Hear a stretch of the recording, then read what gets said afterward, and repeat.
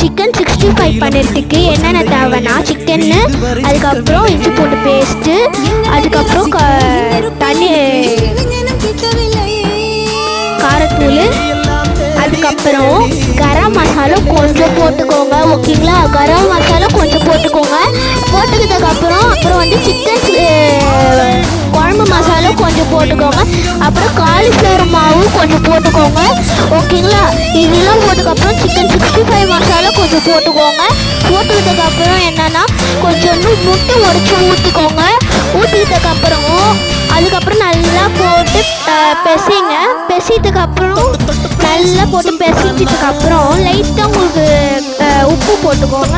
உப்பு போட்டதுக்கப்புறம் நல்லா பெசிஞ்சு விடுங்க. அப்புறம் லாஸ்ட்டாக கொஞ்சோண்டு காலிஃப்ளவர் மாவு சேர்த்து விடுங்க.